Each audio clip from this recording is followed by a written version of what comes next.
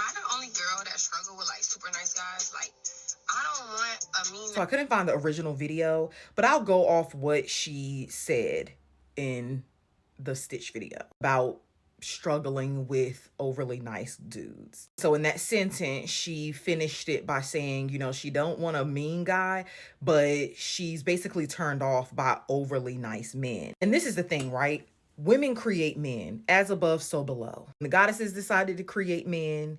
They knew exactly what they were creating.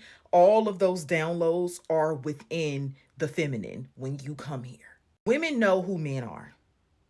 Fundamentally, deep down, way, way back in the subconscious. So I think women not liking good guys or not liking overly nice guys is a version of a defense mechanism because they're masking.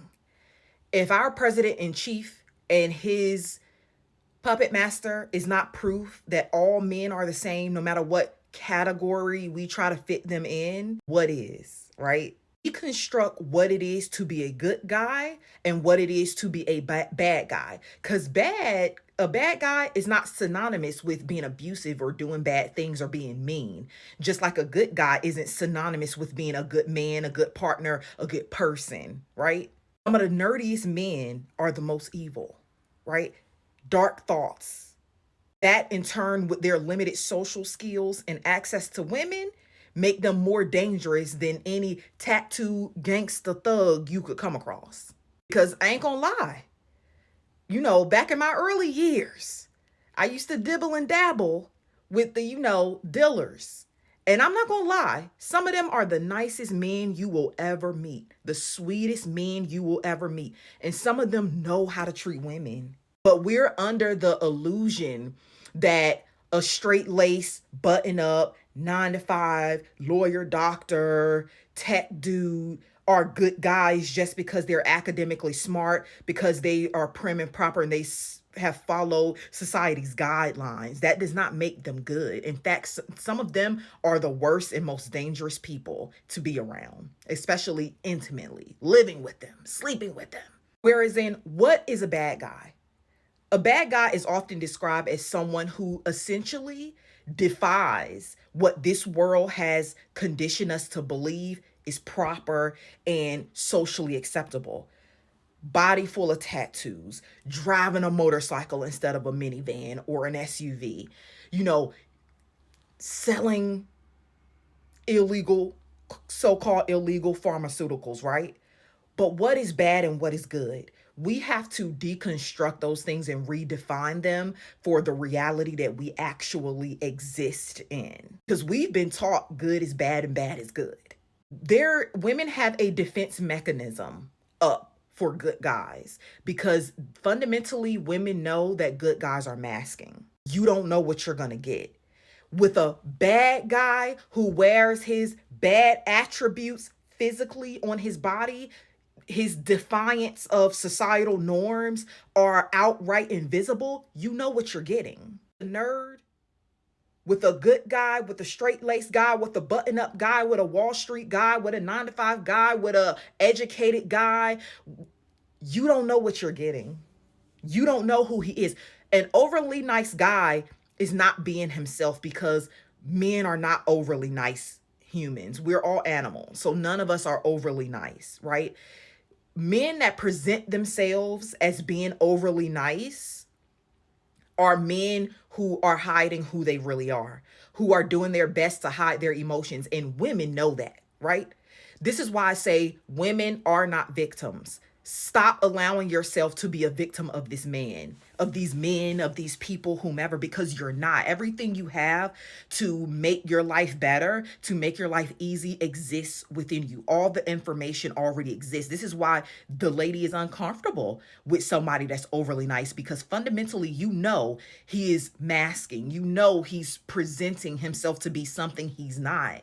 With a bad guy, he is outwardly displaying what you see as his defiance, right? So you know what you're getting, even though a bad guy can also be abusive, a bad guy can also be a bad person, but neither one of those things are interchangeable. A bad guy is not interchangeable with bad things, just like a good guy is not interchangeable with good things or being a good person. Everybody is, right? Everything we've ever experienced, heard, seen is a coding of this simulation, of this matrix. So it helps shape and frame the way you see things. So it takes work to be able to dismantle, deconstruct, and rebuild those things for yourself to be able to see the truth. Most people don't have time to do that. So instead, they push down those feelings. They say, oh, the internet said that I should just go for nice guys instead of bad guys. So that's what I'm going to do. I'm going to ignore the fact that deep down, I think he's faking. What it looks like for your discernment and intuition to show up randomly, and this is why patriarchy has tricked women into thinking that you're crazy. You're sitting at dinner on a first date with a guy, and he's his best self, right? This is the best you're gonna get out of him. So you're sitting at dinner, he says something randomly, and a thought just pop in your head. I don't believe him. He's lying, right? You don't know him. You don't know why you think and this can be with somebody that you do know and have been in a relationship for a long time. You are directly connected to source, so you will get downloads. But when you teach yourself to go against those things, you are ignoring your frequency. You're ignoring that energy. So it becomes fuzzy. It becomes less clear. You start to cloud your own discernment and intuition with the programs of this matrix that program you to not trust those things, because those things will be unexplainable to other people when you tell them why you made a decision. Learn to make a decision. And it's not even a thin line between being so-called crazy, right? Because everything that pops in your head, you don't need to talk about it. Keep it to yourself. Learn how to, create methods to determine if you think he's lying. Be the type of person that either goes with your gut or that figures out how to get proof without exerting too much of your energy. Because you having to exert a lot of your energy to go through his phone to try to figure out what he's doing is your proof that something is there. If you are a trauma-filled person who's mentally inept, I'm not talking to you.